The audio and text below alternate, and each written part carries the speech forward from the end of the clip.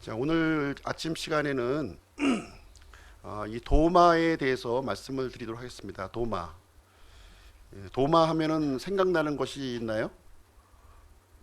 주방에 있는 도마가 생각나나요? 주방에 있는 도마는 아니고요. 이 도마는 예수님의 12제자 중에 한 사람입니다. 우리가 알려지기로는 의심 많은 제자로 지금 이제 불려지고 있는 제자인데요. 성경에 보시게 되면 이 도마를 디두모라 하는 도마로 이렇게 소개를 해주고 있어요. 그래서 이 도마는 두 개의 이름을 가진 사람이에요. 두 개의 이름. 그래서 이제 디두모라고 하는 이름이 있었고, 그 다음에 이제 도마라고 하는 이름이 이제 있었습니다. 이 디두모는 히브리식 이름이에요. 히브리식 이름이고요. 그리고 이 도마는 이제 영어로 이제 토마스죠. 토마스. 토마스를 이제 우리가 이제 도마로 이렇게 부르고 있는 것이고요. 이 도마는 이 로마식 이름, 헬라식 이름으로 이렇게 보시면 되겠습니다.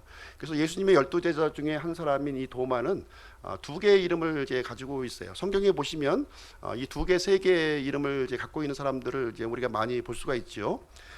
그래서 이제 이 디두모라고 하는 히브리어는 그 의미를 가지고 있어요. 의미. 히브리어는 이제 의미를 가지고 있는데 쌍둥이, 두 배라고 하는 의미를 이제 가지고 있습니다. 그래서 이 디두모, 이 도마가 토마스가 이 쌍둥이였구나 하는 정보를 이름을 통해서 우리가 알 수가 있습니다. 이 쌍둥이가 아닌데 쌍둥이라고 이름 지을 일 없죠. 그래서 쌍둥이였구나 하는 정보는 우리가 이제 알 수 있는 내용이고요. 요즘에도 보면은 이제 쌍둥이를 갖고 있는 부모들이 굉장히 많이 있는데 참 이게 좀 힘들죠.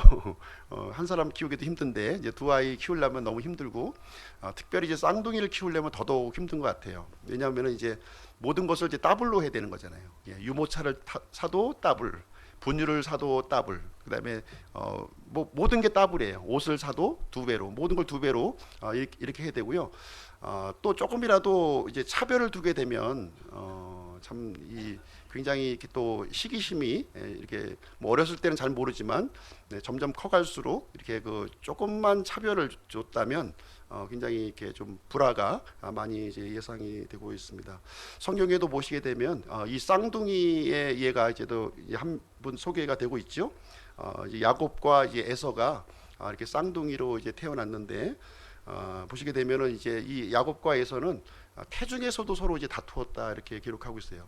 어찌나 경쟁심이 심했는지 서로 먼저 엄마 뱃속에서 먼저 태어나려고 이 태 안에서 옥신각신 막 다툼이 일어났고 결국에는 이제 그 에서가 먼저 이제 엄마의 뱃속에서 이렇게 나오게 되고 바로 이어서 이제 야곱이 이제 나오게 되는데 야곱도 이제 질세라 이 그 형의 그 발꿈치를 이렇게 또 부여잡고 이렇게 그 출생하는 장면이 성경에 이제 기록이 되어 있습니다. 참 간발의 차이로 형과 아우의 이 관계가 이제 뒤바꿈이 이제 되었는데요. 이 쌍둥이에게도 분명히 서열은 있죠. 형 동생 이제 뭐 이렇게 서열이 분명히 존재합니다. 그럼 이제 먼저 태어나는 것이 좋은가, 아니면 나중에 태어나는 것이 좋은가 하는 것이죠. 이 야곱과 에서의 경우에 있어서는 나중에 태어나는 것이 이제 더 좋았던 거예요. 왜냐하면 하나님께서 이 두 사람이 태어나기 전에 미리 말씀해 주시기를 형이 동생을 아우를 섬길 것이다 이렇게 말씀을 해주셨기 때문에 먼저 태어나는 것이 사실 이제 좋지 않았던 건데 하여튼 이 두 사람은 이제 하나님의 뜻을 몰랐기 때문에 일단 이 경쟁심에 의해서 이렇게 진행되는 모습을 보게 됩니다. 그리고 이제 나중에 성장하면서도 이제 계속 그 이 문제가 계속 이제 그 발달이 되고 있는데요. 이 장자권에 대한 또 다툼이 생기죠. 그래서 팥죽 사건을 통해서 야곱이 에서의 장자권을 이렇게 또 탈취하는 장면이 이제 기록이 되어 있고요. 나중에 이제 아버님의 또 축복권도 또 이렇게 문제가 되어서 야곱이 이제 그 에서의 그 외모를 이렇게 좀 흉내를 내서 지금 에서가 받을 축복을 야곱이 가로채는 이야기도 여기에 기록이 되어 있습니다. 이 일로 인해서 이제 에서와 야곱이 평생토록 아마 이제 불편한 관계에 이렇게 살아가고 있는 내용이 성경에 쭉 기록이 되어 있습니다. 어쨌든 이 내용을 모든 쌍둥이에게 적용할 수는 없죠. 적용할 수는 없습니다. 어떤 쌍둥이는 굉장히 또 아주 친밀하게 이렇게 또 지내는 그런 쌍둥이도 많이 있고요. 도마의 경우는 좀 어떠했을까 이렇게 좀 이제 생각을 해보게 되는데, 도마 역시 뭐 잘 모르죠. 성경에 굳이 그런 부분까지 언급이 안 되어 있기 때문에 잘 알 수는 없는 부분입니다. 그렇지만 이 도마의 경우에는 예수님의 12제자 중에 한 사람이었지만 성격적인 결함은 좀 있었던 것 같아요. 이 도마의 경우에 어떤 성격적인 결함이 있었냐면, 밝은 부분을 보기보다는 좀 이렇게 어두운 부분을 보는 그런 사람이었어요. 이렇게 좀 모든 일이 이제 긍정적인 부분이 있고 부정적인 부분이 있잖아요. 그런데 이 도마의 경우는 좀 이 부정적인 부분을 먼저 이렇게 좀 캐치하는 그런 성격의 소유자였던 것 같고요. 고집이 좀 남다르게 강했던 그런 사람이었고, 감정의 기복도 좀 약간 심하지 않았는가. 이 도마에 관련된 기사를 쭉 살펴보게 되면 감정의 기복도 굉장히 좀 심했습니다. 그리고 이 도마의 경우는 이제 결정적으로 이제 좀 이제 문제가 된 부분은 뭐냐면, 눈으로 본 것만, 자신이 경험한 것만 믿으려고 했던 거예요. 눈으로 보지 않고 경험하지 않는 것은 절대로 믿으려고 하지 않는 그런 성격의 소유자였습니다. 그래서 예수님을 믿는 게 참 힘들었던 사람이에요. 힘들었던 사람이구나 하는 모습을 이제 보게 됩니다. 예수님의 12제자들의 성격들을 이렇게 쭉 살펴보시게 되면 성격이 제각각 전부 달라요. 전부 그 다른 성격을 이렇게 가지고 있습니다. 그래서 왜 이렇게 다양한 성격의 사람들을 예수님께서 제자로 이렇게 받아들였을까 이렇게 생각을 해보면은 아마도 이제 이 모든 사람들의 이 성격들을 이렇게 좀 그 대변하기 위해서 이렇게 좀 하나님께서 예수님께서 많은 이 성격의 제자들을 이렇게 좀 이렇게 그 소집하신 것이 아닌가 하는 생각을 가져보게 됩니다. 이 베드로 같은 경우에는 좀 말보다는 행동이 좀 빨랐던 그런 그 성격의 제자였었고요. 요한 같은 경우에는 좀 이렇게 좀 생각이 깊었던, 생각이 아주 깊은 그런 제자였어요. 그리고 빌립과 같은 경우에는 이렇게 수치 계산이 굉장히 빨랐기 때문에 굉장히 실용적인 제자였음을 보게 되고요. 마태 같은 경우에는 이제 그 세리, 그 당시 세리라고 하는 직업을 이제 가지고 있었는데, 지금으로 얘기하면은 이제 세무 공무원이죠. 세무 공무원이었기 때문에 좀 이렇게 현실적인 사람의 이 모습으로 우리에게 비춰지고 있습니다. 그리고 시므온 같은 경우에는 열심당원으로 이제 알려져 있는데 굉장히 애국심이 강한 그런 제자였습니다. 그래서 로마 정부를 이렇게 어떻게 보면 무력을 사용해서 이렇게 뒤집어 엎으려고 하는 그런 마음을 가지고 있었던 제자였는데, 예수님의 제자 가운데 한 사람으로 이렇게 좀 모인 것으로 이렇게 보게 됩니다. 이 도마의 경우는 좀 회의론자입니다. 그 믿음이 들어가기가 좀 힘든 그런 성격의 소유자고요. 굉장히 좀 더디 믿는 케이스예요. 이렇게 좀 어떤 그 말씀이 주어지면은 바로 아멘 하고 받는 것이 아니라 좀 이제 한참 좀 생각해보고 이리저리 재보고 그리고 이제 믿는 스타일의 소유자였습니다. 그리고 이제 자신이 갖고 있던 이런 의심이 좀 해결돼야만 좀 내가 믿지, 이 의심이 해결되지 않는 한 절대로 나는 믿지 않는다. 내 눈으로 한번 보여줘 봐, 손으로 한번 만지게 해줘 봐, 이래야지 믿는 성격의 소유자였습니다. 이런 그 도마와 같은 그 이 제자를 예수님께서는 어떻게 했을까요? 예수님께서는 이 도마와 같이 의심 많은 제자를 그대로 이렇게 수용해주는 장면을 우리는 보게 돼요. 이게 거절하지 아니하시고 그대로 있는 그대로 이게 받아주시는 예수님의 모습을 보게 됩니다. 사실 이 도마와 같은 이 성격의 소유자는 사실 이제 어긋나기가 굉장히 쉬워요. 감정이 기복이 심하죠. 믿지 않죠. 이렇게 그 어두운 부분만 보려고 하죠. 그러니까 아주 이렇게 좀 어떻게 보면은 이렇게 그 좀 어긋나기가 쉬운 그런 성격의 소유자였었는데, 결론부터 말씀드리면 이 예수님께서는 이러한 도마와 같은 제자를 아주 너그럽게 이렇게 받아주시는 모습을 우리는 이제 보게 됩니다. 긍휼을 이제 보여주시고요, 진리의 길로 인도해 주시는 그 장면을 우리는 살펴볼 수가 있습니다. 그래서 예수님께서 우리에게 원하시는 것은 무엇이냐면, 무조건 믿는 것도 원하지 아니하시고 또 무조건 또 이렇게 부정하는 것도 원치 않으시는 거예요. 그래서 충분히 우리가 좀 고민하고 충분히 갈등하면서 진리의 길을 찾기를 원하시는구나 하는 사실을 우리는 우리는 이제 살펴보게 됩니다. 그래서 오늘은 이 도마라고 하는 이 제자를 통해서 믿음이 자라지 않는 이유, 믿음이 자라지 않는 이유라는 제목으로 오늘 본문의 말씀을 전해드리도록 하겠습니다. 사복음서의 이 도마에 관련된 기사를 보시게 되면 이 공관복음에는 도마에 관련된 기사가 안 나와요. 마태, 마가, 누가복음에는 도마에 관련된 기사가 안 나옵니다. 그리고 요한복음에만 이 도마에 관련된 기사가 이제 기록이 되어 있습니다. 사도 요한만이 이 도마를 굉장히 주시했고요. 아주 진지하게 도마에 관련된 내용을 이렇게 언급해주고 있는 모습을 우리는 이제 보게 됩니다.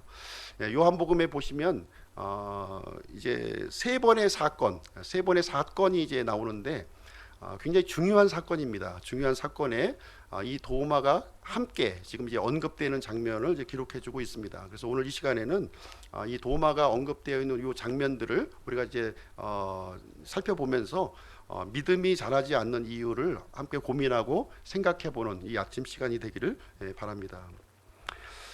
첫 번째 이 도마의 기록이 나온 데는 요한복음 11장에서 나와요. 요한복음 11장은 나사로가 이제 부활한 사건이 기록되어 있는 그 장입니다.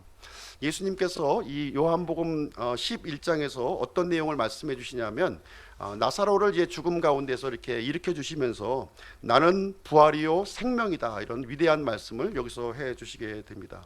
두 번째 도마와 관련된 기사는 요한복음 14장에서 또 언급이 되고 있어요. 요한복음 14장은 예수님께서 십자가에서 달리시기 전에 제자들과 함께 유월절 만찬을 이제 하고 있는 그런 장면이 되겠습니다. 그 자리에서 이제 도마가 이제 또 등장하고 있는데요. 거기에서 예수님이 이제 하신 말씀이 뭐냐면 내가 곧 길이요 진리요 생명이다, 이 말씀을 해주셔요. 굉장히 유명한 말씀을 이제 우리에게 해주시게 됩니다. 그리고 이제 오늘 본문에서 이제 이 도마에 관련된 기록이 세 번째 언급이 되고 있는데, 오늘 이제 본문의 내용은 어떤 내용이냐면 예수님께서 부활하신 다음의 이야기예요. 부활하신 다음에 이제 이 제자들이 모여 있는 자리에 이제 찾아오시는 장면인데, 여기서 이제 또 도마가 또 말을 합니다. 말을 하게 되는데 이때 또 아주 중요한 메시지를 우리에게 이제 들려주시는데, 너는 나를 보았으므로 믿었으나 보지 않고도 믿은 자들은 복이 있다, 이런 말씀을 예수님께서 해주시게 됩니다. 이 귀중한 진리의 말씀이 이 도마와 같이 이렇게 맞물려서 예수님이 해주시는 내용을 우리는 이제 살펴보게 됩니다. 그래서 도마가 이 의심 많은 도마가 이렇게 그 믿음의 이 커플이 한 커플 이제 벗겨져 가면서 진리의 길로 이제 나아가는 모습을 우리는 살펴보게 됩니다. 첫 번째 도마에 관한 첫 번째 기록을 한번 살펴보도록 하겠습니다. 요한복음 이제 11장으로 한번 가서 보실 텐데요. 우리가 이제 지난 시간에 우리가 이제 요한복음 11장에 관련된 내용은 한번 우리가 그 주일날 이제 말씀드린 이제 내용이 되겠습니다. 요한복음 11장에 가서 보시게 되면은 예수님께서 이제 사랑하셨던 삼남매 이야기가 거기서 나오는 거예요. 삼남매. 누구냐면은 이제 나사로, 그다음에 마르다, 마리아에 관련된 이야기가 요한복음 11장에 나오게 되는데, 그 중에서 나사로가 죽는 이야기예요. 나사로가 죽는 이야기가 거기에 기록이 되어 있습니다. 그래서 예수님이 계신 곳이 지금 어디냐? 예수님은 지금 이제 요르단강 건너편 베다바라라고 하는 지역에 지금 머물러 계신 거예요. 왜 거기에 머물러 계시냐면은 유대 종교 지도자들이 예수님을 죽이려고 한 거예요. 죽이려고 하다 보니까 그 자리를 이제 피신해서 베다바라라고 하는 이 요르단강 건너편 지역에 머물러 있게 되었습니다. 그러던 중에 어떤 사람이 예수님을 이제 찾아온 거예요. 찾아왔는데 이제 어떤 소식을 가지고 왔냐면 베다니에 있는 나사로가 병들었다는 소식을 가지고 어떤 사람이 이제 찾아오게 되었습니다. 이 나사로는 예수님께서 이제 매우 이제 사랑했던 그런 사람이었어요. 근데 사랑했던 사람이 이제 병들었다 하는 소식을 이제 듣게 되는 이야기가 기록되어 있는데, 이 베다니라고 하는 마을은 이제 어디에 위치하고 있냐면 예루살렘하고 굉장히 가까운 거리에 있는 작은 동네예요. 작은 동네입니다. 그래서 이 예루살렘은 예수님을 이제 죽이려고 했던 장소였고, 지금 사랑하는 사람이 지금 이제 병들었다고 하는 소식이 있는 곳은 예루살렘하고 가까이 인접해 있는 그 지역인 거예요. 그래서 예수님께서 과연 가야 되는가 말아야 되는가 이렇게 생각을 하고 있는데, 지금 예수님이 이 자리에서 이틀간 머무시는 장면이 기록이 되어 있고, 이 제자들이 예수님이 과연 어떻게 할까 지금 이제 예의주시하고 있는 그런 상황이 되겠습니다. 그런데 이제 이틀이 지난 거예요. 이틀이 딱 지나고 나니까 예수님이 제자들에게 어떤 말씀을 하시냐면, 우리가 다시 유대로 돌아가자, 이런 말씀을 해주시는 거예요. 그렇게 되니까 이제 제자들은 이제 충격에 빠진 거죠. 멘붕에 빠진 거예요. 멘붕.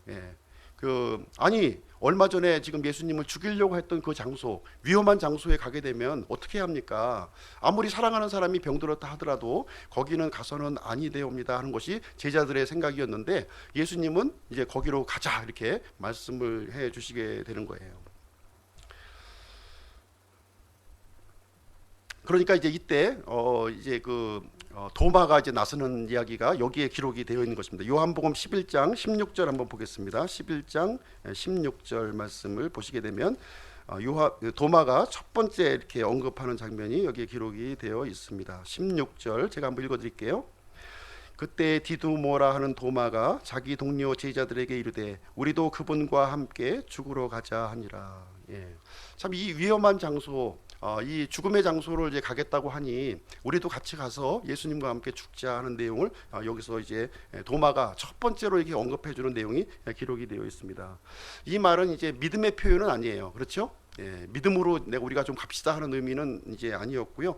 극단적인 상황을 지금 언급하는 그런 내용이 이제 되겠습니다. 오히려 이 말을 통해서 이 제자들, 나머지 있는 제자들의 사기를 더 이제 좀 약화시키고 있는, 그 위험한 땅에 우리 이제 죽으러 가는 거 아니냐, 이제 이런 식의 표현으로 우리가 좀 이해를 받아들이면 되겠습니다. 제자들의 사기가 이제 한순간에 이제 바닥으로 이제 가라앉는 그런 상황이 되었고요. 죽음에 대한 이 두려움으로 이제 압도하는 그런 상황이 되었습니다. 그러면 예수님께서 지금 이제 요르단강 건너편 베다바라라고 하는 지역에 와 있는데, 그 지역에 왜 오셨냐는 거죠. 유대인들이 죽이려고 했기 때문에 이제 그쪽으로 오게 되었는데, 과연 예수님이 죽는 게 무서워서 그쪽으로 피신해야 했을까 하는 것입니다. 그런 내용이 아니죠. 예수님이 죽음이 무서워서 피신한 것이 아니라 하나님의 때가 아직 이르지 않았기 때문에 지금 이제 피신한 내용이 이제 되겠습니다. 그래서 이제 예수님은 이 죽음과 이 두려움과 사기가 떨어져 있는 이 제자들을 용기를 북돋워주고 믿음을 다시 한번 세워주겠다는 그런 생각을 갖게 되었고요. 그것이 이제 병들은 나사로에게 가는 것이 절호의 기회라고 지금 이제 예수님은 생각을 하게 된 것입니다. 그래서 죽음의 땅, 나사로가 죽어 있는 그 지역, 위험한 지역에 가서 제자들에게 믿음을 이제 주시려고 하는 내용을 이제 말씀해 주시는데, 디두모라고 하는 도마는 육신의 눈으로 바라본 거예요. 이 상황을 육신의 눈으로만 바라보고 죽음만 바라본 것입니다. 그러나 예수님은 믿음의 눈으로 이제 바라보셨고요. 이 죽음이라고 하는 것은 장애물이 아니라 새로운 도전이고 우리에게 새로운 믿음을 주어지는 그런 결정적인 계기가 된다, 이렇게 보시게 되어진 것입니다. 그래서 예수님은 제자들에게 육신의 눈을 이렇게 열고요, 믿음의 눈을 이렇게 또 열기를 간절히 원했던 것입니다. 25절 27절 한번 보겠습니다. 11장 25절 27절 한번 보겠습니다. 예수님께서 그녀에게 이르시되 나는 부활이요 생명이니 나를 믿는 자는 죽어도 살겠고 누구든지 살아서 나를 믿는 자는 결코 죽지 아니하리라. 이것을 내가 믿느냐 하시니, 그녀가 그분께 이르되 그러하오이다 주여, 주는 그리스도시요 세상에 오실 하나님의 아들이신 줄 내가 믿나이다 하니라. 이렇게 기록을 하고 있습니다. 그래서 예수님은 지금 누구하고 대화를 하고 있습니까? 마르다하고 대화를 하고 있는 거예요. 마르다하고 대화를 하고 있고, 지금 예수님은 제자들과 지금 함께 있으면서 이 말씀을 이제 언급하시고 있는 그런 내용이 되겠습니다. 제자들은 지금 이제 유대인들이 이제 죽이려고 하고 있기 때문에 이런 두려움과 걱정 속에서 있는 이 제자들의 모습을 보시면서 지금 이제 이 얘기를 해주시고 있는 거예요. 눈앞에 있는 우리가 이제 죽음만 바라봐서는 안 된다. 이 죽음 너머에 있는 이 부활을 바라봐야 되는 것이고, 나는 이 죽음을 통해서 부활과 생명을 주는 주는 사람이다 하는 사실을 여기서 이제 알려주고 있는 것입니다. 그래서 예수님은 이 나사로의 죽음을 통해서 제자들에게 지금 이제 심어주려고 하는 것은 무엇이냐면 부활 신앙을 심어주려고 하는 거예요. 죽음으로 절대로 끝나는 것이 아니라 이 부활 신앙을 우리가 붙잡아야 된다는 사실을 여기서 이제 도마의 말을 통해서 우리에게 가르쳐 주는 이 말씀이 되겠습니다. 우리가 이제 터널을 지날 때 굉장히 어둡죠. 깜깜합니다. 근데 터널을 지날 때 어둠만 바라봐서는 안 된다는 거예요. 그 터널의 끝부분에 있는 그 밝은 부분을 우리가 바라봐야 된다 하는 사실을 여기서 보여주고 있습니다. 그래서 예수님께서는 죽음만 볼 것이 아니라 죽음 너머에 있을 부활도 바라봐야 된다는 내용을 가르쳐주고 있습니다. 그러나 이제 우리가 이제 쭉 살펴보게 되지만은 제자들이 이 예수님의 말씀을 이제 이해하지 못하는 그런 상황을 우리가 좀 염두에 두고 볼 필요가 있습니다. 두 번째 이제 도마의 기록을 한번 살펴볼 텐데요. 두 번째 도마의 기록은 어디에 나오냐면 요한복음 14장에 나와요. 요한복음 14장에 언급이 되고 있습니다. 요한복음 14장은 어떤 내용이냐면 이제 내일이면 예수님께서 십자가에서 죽으시는 상황이 되고요. 이제 마지막 6월절 만찬을 제자들과 함께 가지고 있는 그런 상황이 되겠습니다. 이 자리에서 예수님이 이제 어떤 얘기를 해주시냐면 내가 너희를 떠난다는 거예요. 내가 너희를 떠난다. 지금까지 3년 반 동안 함께 있었지만 지금 이제 떠나겠다 하는 얘기를 해주시게 되는데, 요한복음 14장 1절부터 4절까지 내용을 통해서 이 근심과 두려움 가운데 있는 제자들을 위로하시는 예수님의 말씀이 거기에 기록이 되어 있습니다. 요한복음 14장 1절부터 4절 말씀 제가 읽어드릴게요. 요한복음 14장 1절부터 4절까지.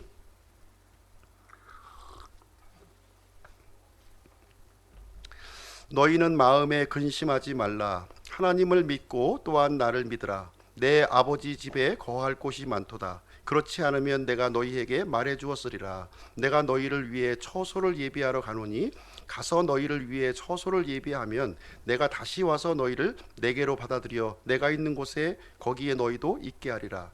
내가 어디로 가는지 너희가 알고 또 그 길을 너희가 아느니라. 예수님이 이제 그 알 듯 모를 듯 하는 말씀을 이제 해주시는 거죠. 지금 내가 너희들을 떠나게 되는데 지금 이제 왜 떠나게 되냐면 처소를 예비하러 간다는 거예요. 처소를 예비하고 떠나게 되고 다시 너희들을 데리러 오겠다, 이제 이 말씀을 해주시게 됩니다. 이 도마의 경우는 이 말씀을 듣고서 도저히 이제 예수님의 말씀이 이해가 되지 않는 거예요. 아니 우리를 사랑한다고 하면서 왜 떠나시는가 하는 거예요. 왜? 지금 우리하고 함께 있어서 모든 일을 이제 진행해야 될 터인데 왜 우리를 떠나시느냐? 이제 떠나는 것만 가지고 지금 이제 이제 의심을 갖고 있는 도마의 모습을 보게 됩니다. 그래서 5절 말씀을 통해서 예수님한테 이제 질문을 하는 내용이 거기에 기록이 되어 있어요. 5절.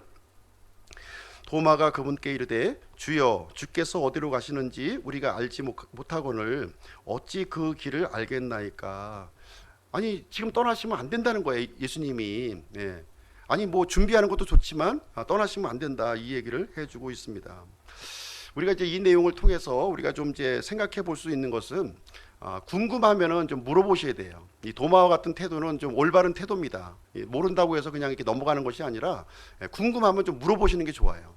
자꾸 물어보시고 그 궁금한 점을 해결하는 것이 이제 필요한데, 우리가 이제 의심에는 두 가지 종류의 의심이 있어요. 두 가지 종류의 의심.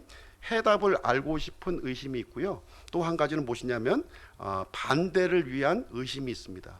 이제 해답을 알고자 하는 의심, 이런 정직한 의심, 정직한 질문을 우리가 가질 필요가 있다는 겁니다. 그것은 해결을 보셔야 되는 거예요. 그래서 도마의 경우는 예수님의 이 말씀, 이 6월절 이 밤에 지금 예수님께서 이 하시는 말씀이 도저히 이해가 되지 않아서 이제 질문을 하고 확인하는 이제 내용이 여기에 기록이 되어 있습니다.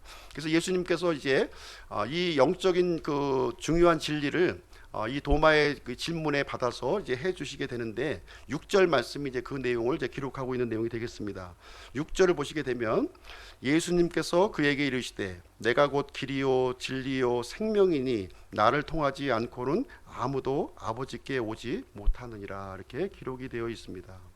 그래서 우리가 육신의 눈만 가지고 이렇게 보게 되면 이 예수님의 말씀을 이해할 수가 없는 거예요. 이해할 수가 없습니다. 이 영적인 눈이 열리셔야 되는 거예요. 이 믿음의 눈이 열려야만 우리가 이제 할 수가 있는 겁니다. 우리가 하나님과 사람 사이에는 커다란 간격이 지금 존재하고 있는 거예요. 커다란 간격이 존재합니다. 분리가 일어납니다. 왜 분리가 생겼냐면 사람의 죄 때문에 분리가 일어난 거예요. 사람의 죄 때문에 하나님과 사람 사이에 큰 분리가 일어났고 죄로 말미암아 우리가 죽음이 오게 되었고, 이 죽음 이후에 영원한 지옥으로 갈 수밖에 없는 그런 아주 절박한 상황이 우리 사람들에게 놓여져 있는 것입니다. 그래서 모든 인류가 이 죄의 노예가 되었고 이 죽음과 지옥으로 향하고 있는 이런 절망적인 상황에 지금 놓여져 있는 것입니다. 그래서 예수님께서는 하나님과 사람 사이에 이을 수 있는 이 커다란 다리가 필요한 거예요. 다리. 연결 지을 수 있는 죄인된 이 사람과 거룩하신 하나님과 연결 지을 수 있는 이 큰 다리, 튼튼한 다리가 이제 필요한 거예요. 그 튼튼한 다리를 이제 만들어야 되는데 사람의 힘으로는 만들 수가 없다는 거예요. 이 사람의 힘으로는 도저히 만들 수가 없습니다. 그래서 하나님이신 예수님께서 이 땅에 사람의 몸을 입고 오셔서 이 사람과 하나님 사이에 연결 지을 수 있는 크고 튼튼한 다리를 만들러 오셨다, 이렇게 말씀을 해주고 있는 것입니다. 그래서 이것은 오직 예수님만 만들 수 있는 다리고요, 바로 십자가의 다리가 되겠습니다. 이 십자가의 다리를 통해서 죄인된 사람이 이제 하나님 앞으로 갈 수 있는 그 길을 회복시키신다, 이 얘기를 해주고 있습니다. 그래서 우리 죄인이 하나님 앞에 직접 갈 수 있는 방법은 없어요.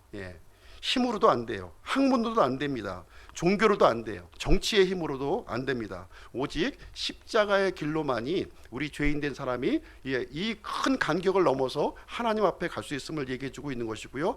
예수님 자신이 내가 곧 길이요 진리요 생명이다, 이 일을 위해서 내가 왔고 이 일을 하려고 한다 하는 사실을 이 도마의 질문에 이제 맞추어서 해주시는 내용이 되겠습니다. 그래서 우리 청교도 신자들이 즐겨 쓰는 이 말이 있어요. 즐겨 쓰는 말이 있는데 무슨 얘기냐면은 No cross, no crown이에요. No cross, no crown. 십자가가 없이는 왕관이 없다는 겁니다. 고난이 없이는 영광이 없다는 거예요. 그래서 우리 사람들에게 하나님과 이렇게 함께 할 수 있는 이런 영광스러운 자리에 들어가기 위해서는 반드시 십자가가 필요하고 반드시 예수님이 고난을 받는 일이 필요하다고 하는 사실을 이 마지막 날 밤에 지금 이제 해주는 장면이 되겠고요. 이 제자들은 이 내용을 이해하지 못하는, 아직 이제 영적인 눈이 열리지 않은 거예요. 지금 이제 육신적인 눈만 이제 바라보고 있다 보니까 예수님의 말씀을 이해하지 못하고 있는 모습을 이제 보고 있습니다. 그래서 도마는 계속 이제 육신의 눈으로만 바라보는 거예요. 주님 떠나면 안 됩니다 하는 내용만 계속 얘기해주고 있습니다. 그러나 예수님은 영적으로 자신이 해야 될 이 중대한 사명, 임무를 진행하고 하는 이 내용을 지금 이 자리에서 설명해주고 있는 내용이 되겠습니다. 결국 이제 도마는 굉장히 부정적인 사람이었어요. 이 주님이 떠나시면 안 되는데 계속 떠나신다고 하는데 어떻게 하면 좋은가, 이렇게 생각을 했는데 결국 이 도마의 우려대로 그 일이 현실로 일어난 거예요. 현실로 일어났어요. 예수님이 참 이 범죄자 중에 한 사람처럼 이렇게 체포가 되어가지고 신문을 받고 아주 처참하게 십자가의 그 죽음으로 처참한 죽음을 받는 장면을 도마는 이제 바라보게 되었습니다. 그러한 예수님을 바라보면서 도마는 어떤 생각을 했을까요? 맞죠. 내 말이 맞는데 내 말대로 예수님이 저렇게 끝나는 거 많은구나, 이런 생각을 했을 겁니다. 그래서 예수님의 죽음과 함께 이 도마의 이 믿음도 이렇게 같이 무너져 내려 버렸을 것으로 생각이 되어지고요. 도마는 이제 3년 반에 예수님과 함께했던 그런 생활을 다 청산해 버리고 자신의 길, 옛 생활의 길로 이제 돌아가 버리는 도마의 모습을 이제 성경은 기록을 해주고 있습니다. 도마에 관련된 이제 세 번째 기록을 이제 살펴보겠는데요. 예수님은 처참하게 죽음을 당하셨습니다. 온 인류를 위한 이 대속의 죽음을 당하셨어요. 그렇지만 3일 만에 다시 부활하셨음을 성경은 우리에게 말씀을 해주고 있습니다. 장사 지낸 지 3일 만에 부활하셨어요. 다시 살아나셨습니다. 그래서 예수님은 언제 부활하셨냐면은 안식 후 첫날에 부활하신 거예요. 안식 후 첫날에 부활하시고 그날이 이제 주일날이죠. 주일날 저녁 때에 어디를 방문하시냐면 이 제자들이 모여 있는 그 장소를 찾아가시게 되는 장면이 기록이 되어 있습니다. 이 내용이 도마에 관한 세 번째 기록이 되겠습니다. 오늘 이제 본문의 말씀인데요. 요한복음 20장 말씀을 한번 가서 보시도록 하겠습니다. 요한복음 20장. 요한복음 20장 19절부터 23절 말씀입니다. 요한복음 20장 19절부터 23절. 제가 읽어드릴게요. 그 뒤 같은 날 곧 주의 첫날 저녁 때 제자들이 유대인들을 두려워하여 모인 곳에서 문들을 닫았는데 예수님께서 오셔서 한가운데 서서 그들에게 이르시되 너희에게 평강이 있을지어다 하시니라. 그분께서 이렇게 말씀하시고 자기의 두 손과 자기의 옆구리를 그들에게 보이시니 그제야 제자들이 주를 보고 반가워하더라. 이에 예수님께서 다시 그들에게 이르시되 너희에게 평강이 있을지어다. 내 아버지께서 나를 보내신 것 같이 나도 너희를 보내노라 하시니라. 그분께서 이것을 말씀하시고 그들 위에 숨을 내쉬며 그들에게 이르시되 너희는 성령을 받으라. 너희가 누구의 죄들이든지 사면하면 그것들이 사면될 것이요 누구의 죄들이든지 그대로 두면 그것들이 그대로 있으리라 하시니라. 그래서 이제 부활하신 그 첫날 저녁 시간에 제자들이 이제 모인 장소로 오게 되는데요. 제자들은 굉장히 두려웠어요. 예수님을 처형한 이 유대인들이 자신들도 이렇게 붙잡아서 이렇게 죽이면 어떡할까 하는 이 두려움 가운데 이렇게 모여 있는 상황인데 이 부활하신 예수님이 여기를 이제 방문하는 내용이 여기에 기록이 되어 있습니다. 평강을 선포하시면서 지금 이제 제자들을 위로하고 격려하고 부활하신 자신의 모습, 십자가에 못 박힌 손과 옆구리를 보여주면서 내가 다시 살아났다 하는 사실을 여기에서 알려주고 있는 장면이 되겠습니다. 이 장면을 보고서 이 제자들은 어떤 생각을 가졌을까요? 예수님이 죽으셨을 때에는 모두 낙심과 좌절과 절망 가운데 있었을 거예요. 그러나 이 부활 후 첫날 이 부활한 예수님이 찾아왔을 때 바로 그분이 얼마 전에 3일 전에 죽은 예수님이라고 한 것을 발견하게 되었을 때 참 흥분의 도가니로 아마 변모가 되었을 거예요. 이 기쁨을 어떻게 표현해야 될까요? 이 죽었던 예수님이 다시 살아나셨다니 하면서 아주 막 그냥 우리 그 월드컵 경기에서 그 볼을 넣었을 때 그 흥분이 아마 막 해서 얼싸안고 막 예수님을 안고서 막 이제 빙빙빙빙 돌지 않았을까. 아마 이 분위기 성경에서는 좀 이렇게 좀 밋밋하게 좀 이렇게 기록하고 있는데 제자들이 주를 보고 반가워하더라 이렇게 이 정도로 표현하고 있지만 아주 뭐 얼싸안고 뭐 난리가 났겠죠. 죽었던 예수님이 살아났는데 이것만큼 기쁜 일이 어디 있어요. 막 그냥 눈물을 흘리면서 막 이제 아주 그 주님께 경배하고 뭐 하는 일들이 여기에 있었을 것입니다. 그런데 문제는 뭐냐? 이 자리에 도마가 없었다는 거예요. 도마가 없었다. 이 얘기를 기록하고 있습니다. 24절 25절 한번 보겠습니다. 24절 25절. 그러나 12 제자 중에 하나인 디두모라 하는 도마는 예수님께서 오셨을 때 그들과 함께 있지 아니하더라. 그러므로 다른 제자들이 그에게 이르되 우리가 주를 보았노라 하였으나 그가 그들에게 이르되 내가 그분의 두 손의 못자국을 보고 내 손가락을 그 못자국에 넣으며 내 손을 그분 옆구리에 넣지 않고는 내가 믿지 아니하리라 하니라. 이렇게 기록이 되어 있습니다. 여기 내용을 보니까 이제 이 제자들은 그냥 뭐 흥분의 도가니로 뭐 예수님이 부활하신 것을 이제 분명하게 지금 이제 확실한 이제 믿음을 갖고 있었는데 이 도마가 그 자리에 없었던 거예요. 그러니까 이제 이 도마를 찾으러 갔겠죠. 지금 이제 뭐 어디에 있는지 모르겠지만 하여튼 수소문을 해가지고 도마가 이제 어떻게 이제 머물러 있는 장소를 가서 이 그 귀한 소식을 아마 전해 줬을 겁니다. 주님이 살아나셨다. 너 이렇게 있을 때가 아니야 하면서 이제 그 얘기를 한 거예요. 그랬더니 도마는 믿지 못하는 거죠. 믿지 못하는 거예요. 나 못 믿어.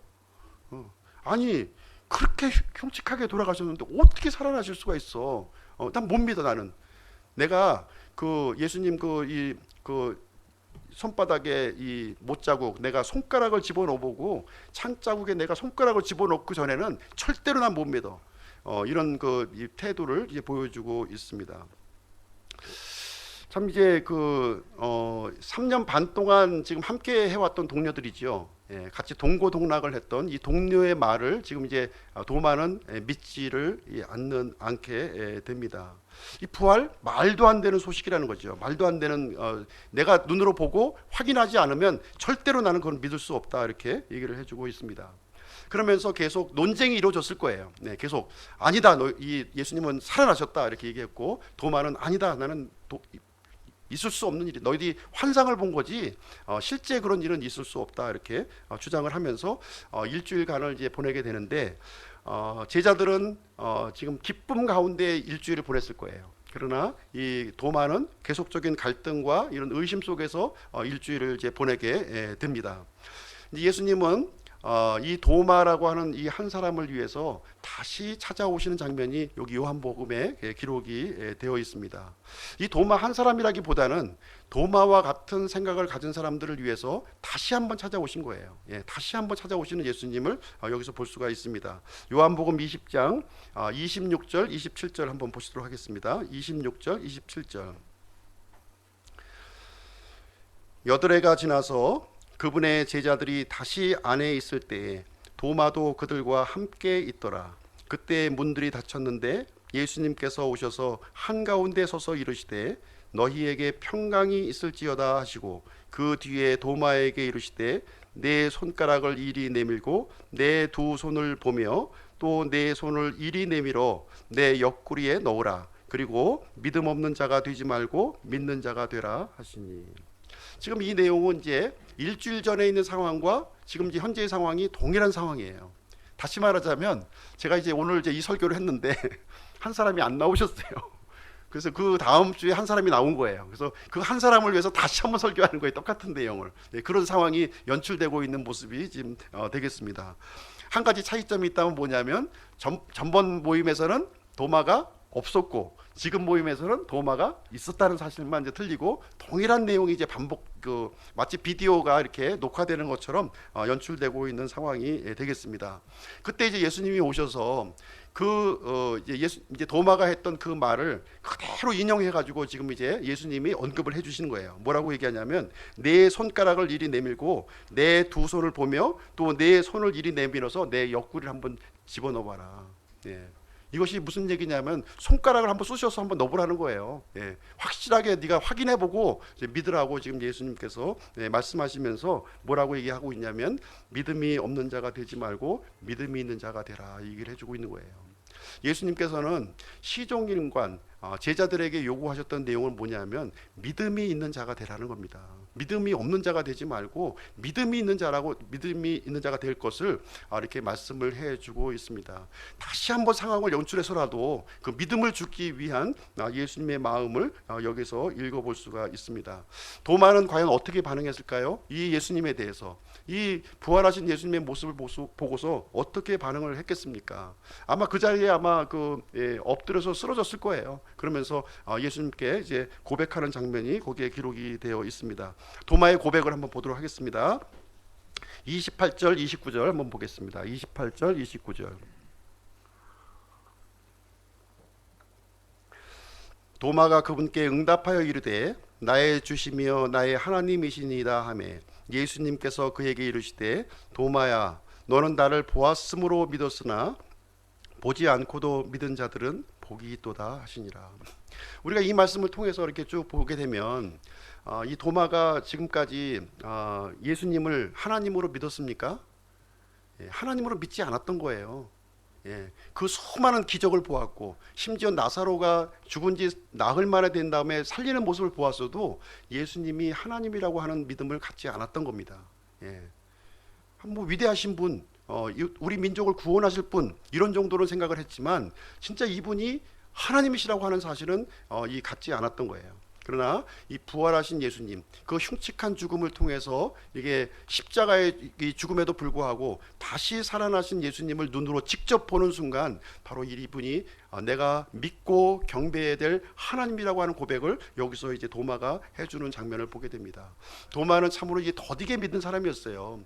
이렇게 우리 주변에 보면 이렇게 더디 믿는 사람이 있다는 거예요. 더디 믿는 사람이 꼭 눈으로 봐야만 믿고 누가 얘기해줘도 믿지 않는 그런 사람들이 있다고 하는 사실입니다. 이런 사람들을 위해서는 예수님께서 직접 이렇게 알려주신다는 거예요. 믿음의 확신을 주시기 위해서 알려주시는 예수님을 우리는 보게 됩니다. 그래서 도마야 너는 나를 보았으므로 믿었으나 보지 않고도 믿은 자들이 복이 있도다. 어떻게 보면 예수님께서 이 도마의 이 믿음을 좀 책망하시는 듯한 좀 책망을 하고 있는 것이죠. 꼭 눈으로 보아야만 믿는 것이 아니다. 보지 않고 믿는 것이 참된 믿음이라고 하는 사실을 여기서 가르쳐주고 있습니다. 그래서 우리가 육신의 눈으로 우리가 이제 예수님을 바라보게 되고요. 육신의 눈으로 바라보게 되면 어떤 나의 틀 속에서 예수님을 바라보게 되는 거예요. 어떤 틀 속에. 그러나 우리가 이제 육신의 눈을 이렇게 벗어버리고 영적인 눈으로 바라보게 되면 그 실체가 보인다는 거예요. 그 실체, 그 예수님이 하나님이시고 하나님께서 이 모든 만물을 창조하셨고 이 천국과 지옥이 있고 이 영적인 일들이 사실로 나에게 이렇게 다가오게 된다고 하는 사실입니다. 그래서 참다운 믿음을 우리가 갖기 위해서는 이 영적인 눈, 이 믿음의 눈을 열어야 될 것을 이제 말씀해주고 있는 것이 되겠습니다. 그래서 도마는 이 부활하신 예수님을 이렇게 개인적으로 만나는 체험을 하면서 믿음의 눈이 열렸음을 우리에게 여기서 가르쳐주고 있습니다.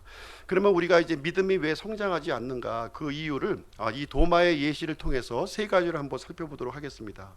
도마는 믿음이 굉장히 더딘 사람이었는데요. 그 이유는 뭐냐면 첫 번째로 이 도마는 우울한 면만 바라보았다는 거예요. 우울한 면, 그 부정적인 면만 바라본 거예요. 우리가 이제 모든 일은 이렇게 긍정적인 부분이 있고 부정적인 부분, 이 양면성이 있는데 도마는 그 중에서 한쪽 면만 자꾸 이렇게 보려고 했다는 거예요. 이렇게 한쪽 면만 이렇게 보려고 할 때는 믿음이 잘 성장하지가 않는다는 겁니다. 그 얘기를 해주고 있는 거예요. 그래서 우리가 이 양쪽 면을 볼 수 있는 이 믿음의 안목을 키워야 되는데 어떻게 하면 키울 수 있느냐? 그것은 하나님의 말씀을 우리가 이게 통해서 우리가 그게 가능하다는 거예요. 하나님의 말씀을 우리가 읽음을 통해서 그 영적인 눈이 열리는 거예요.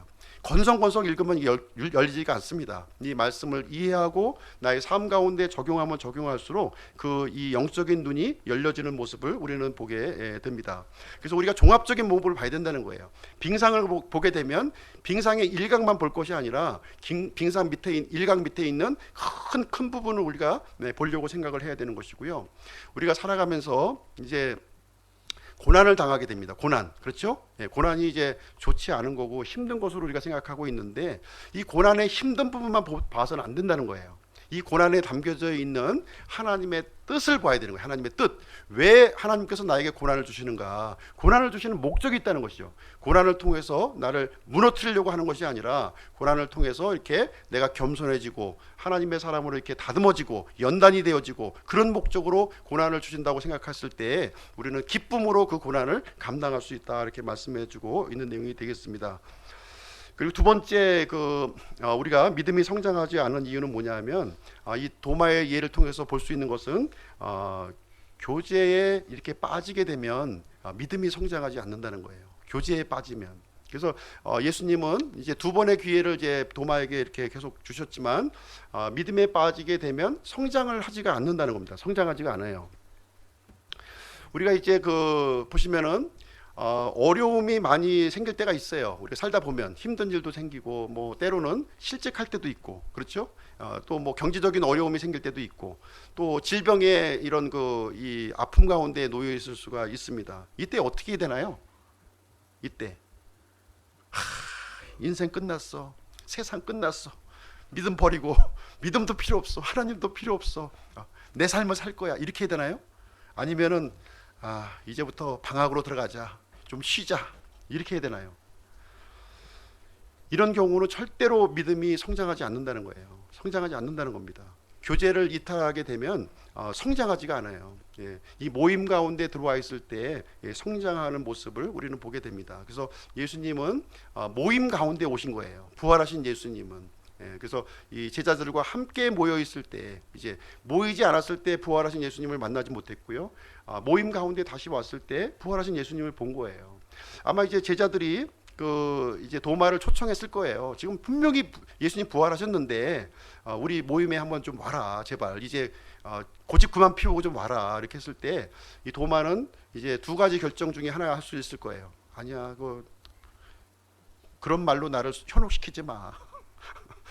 나 그런 거 안 믿을 거야. 나는 계속 내 방식대로 살 거야. 이럴 수도 있고, 그래, 한번 가볼까? 이제 이런 마음으로 이제 올 수도 있을 거예요. 근데 도마는 아마 자리에 왔죠. 그 자리에 와서 부활하신 예수님을 만나는 일이 기록이 되어 있습니다. 그래서 히브리서 10장 24절 25절 내용에 있는 것처럼 우리가 서로 돌아보아서 이 믿음 가운데 이렇게 낙담 가운데 있는 사람, 이렇게 또 좌절 가운데 있는 사람들을 돌아보면서 서로 격려하고 이렇게 모이는 자리에 이렇게 참석할 수 있도록 우리가 격려하는 저희들의 모습이 되기를 간절히 원합니다. 모이기를 폐하는 것은 이거 습관이에요.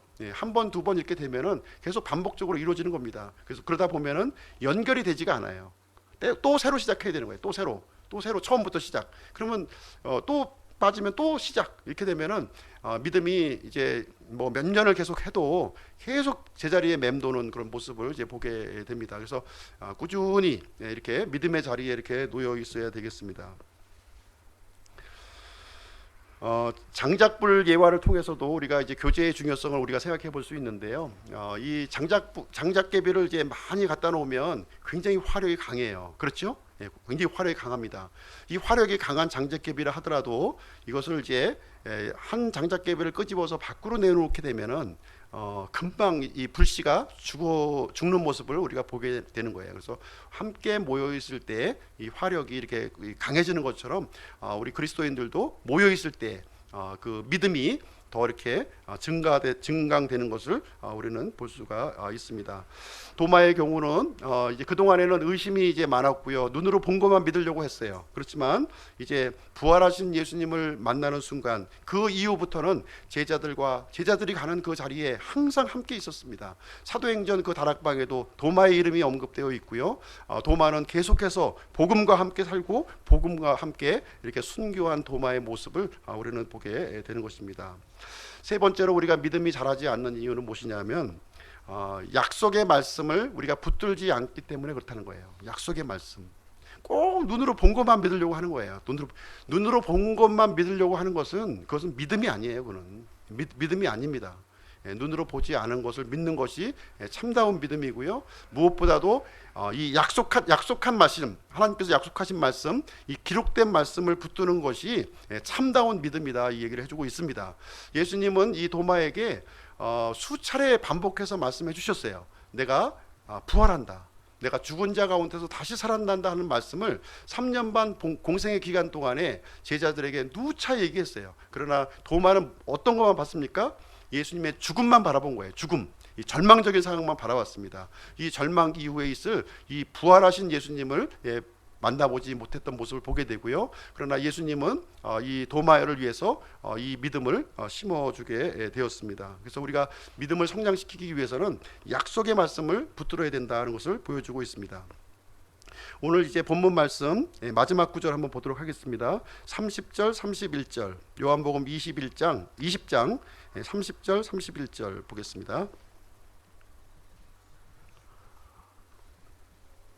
같이 한번 읽어보시죠. 같이 한번 읽겠습니다. 시작.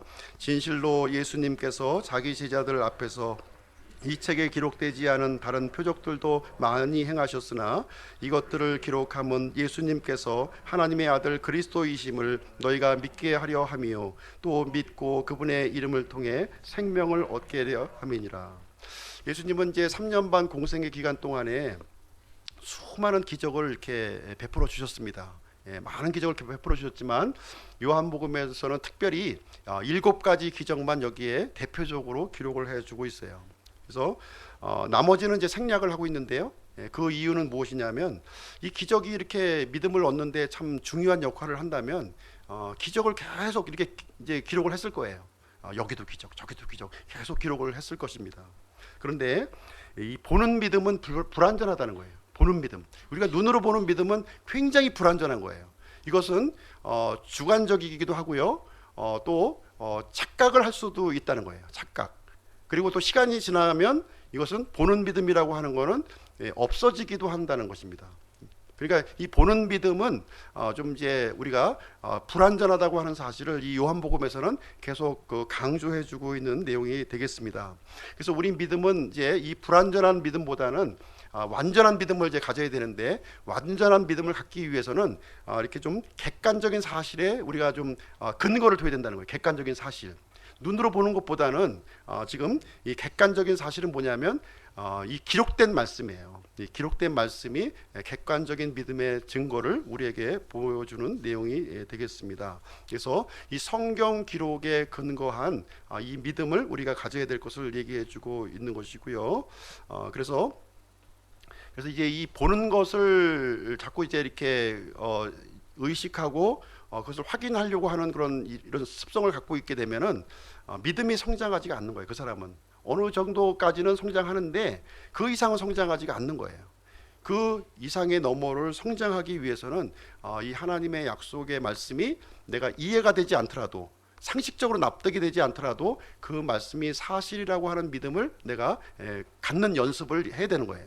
내 삶 가운데서 해두고요, 말씀을 읽는 가운데서도 해야 됩니다. 그래서 성경은 사실을 기록했다. 이 사실에 근거해서 내가 믿음을 세우겠다는 생각을 우리가 이제 가져야 될 줄로 생각을 하게 됩니다. 결론을 내리도록 하겠습니다. 우리는 이제 살아가면서 여러 가지 이제 실망을 하게 되고 의심도 하게 되고 넘어지는 일도 우리가 이제 겪게 됩니다. 이런 일들은 이제 왜 생기냐면은 우리가 믿음 안에 머물지 않기 때문에 이런 일들이 생기는 거예요. 믿음 안에 있지 않으면 이렇게 조그만 이 돌멩이만 있어도 넘어지는 거예요. 조그만 이렇게 움푹 파인 것만 있어도 이렇게 넘어지는 겁니다. 그러나 믿음 가운데 있으면 그런 우리 앞에 놓여져 있는 그런 그 장애물들을 우리가 극복하면서 우리가 살아갈 수 있음을 말해주고 있습니다. 그래서 도마의 같은 그런 이 믿음은 성장하지 않는 믿음이에요. 성장하지 않는 믿음. 그럼에도 불구하고 예수님께서 이렇게 긍휼을 베풀어 주셨지만 이 도마와 같이 이렇게 우울한 면만 바라보시면 안 된다는 거예요. 우울하신 면, 하나님께서 많은 약속의 말씀을 주셨어요. 우리가 이 세상의 삶이 힘들고 어렵지만 이 밝은 이 약속의 말씀, 소망의 말씀을 주셨거든요. 그래서 이 소망의 말씀을 이렇게 우리가 붙드는 그러한 일을 해야 될 줄로 생각을 합니다. 그리고 가능하면은 교제에 빠지지 않으셔야 돼요. 교제에. 그래야 연결성이 있는 거거든요. 연결성이 있는데 벌써 한 주만 빠져도 보름 만에 보는 거잖아요. 보름 만에 이렇게 보게 되면 본인도 생소한 거예요. 본인도 새롭게 또 이제 이렇게 해야 되니까 믿음이 그만큼 이렇게 또 이게 뒤로 밀려지게 되는 상황이 이제 됩니다. 그래서 가능하면은 이제 모이기를 이렇게 힘쓰는 일이 있어야 되고요. 또 서로가 이렇게 모일 수 있도록 이렇게 또 서로 격려하는 일이 우리 가운데 있어야 될 줄로 생각을 합니다. 그리고 보는 믿음을 우리가 자꾸 고집하면 안 된다는 거예요. 보는 믿음. 나에게 이렇게 주어져야만 믿고 이렇게 내가 손으로 쥐어야만 믿는 이 믿음은 이게 좀 불완전한 믿음입니다. 내가 손에 쥐어지지 않았을지라도, 비록 보이지 아니할지라도, 아직 이루어지지 아니할지라도 하나님께서 약속해 주셨으면 그 약속이 이루어질 줄로 믿는 것이 참다운 믿음의 모습이 되겠습니다. 성경 기록을 보게 되면은 수많은 약속들로 가득 차 있어요. 수많은 약속. 그 약속을 나의 약속으로 만들어야 되는 거예요. 나의 약속. 그냥 성경에 있는 객관적인 약속으로 남겨두면 아무 소용이 없어요. 그렇죠? 이 금덩어리를 땅 속에 감춰두면 무슨 소용이 있습니까? 이것을 금덩어리를 파내서 내가 활용을 했을 때 그 유익이 있는 것처럼 하나님의 약속을 나의 약속으로 받아들이는 연습을 해야 될 필요가 있습니다. 도마의 경우에는 의심 많은 제자였어요. 의심 많은 제자였고요. 그렇지만 이 도마는 끝까지 좌절하지 않고 끝까지 의심하지 않고 예수님 앞으로 이렇게 나온 모습을 보게 됩니다. 제자들도 적극적으로 그 절망에 빠진 이 도마를 이렇게 외면하지 않고 손을 붙잡고 이렇게 모임으로 초청하는 모습을 여기서 보여주고 있습니다. 끝까지 이것을 거절하면 어떻게 될까요? 끝까지 거절하면, 그럼 그렇게 되면 믿음에서도 이렇게 실족하는 일이 발생하게 되는 것입니다. 그래서 우리가 서로가 쓰임을 받을 수 있도록 이러한 일을 서로가 이렇게 권면하고 격려하는 저희들이 되었으면 좋겠습니다.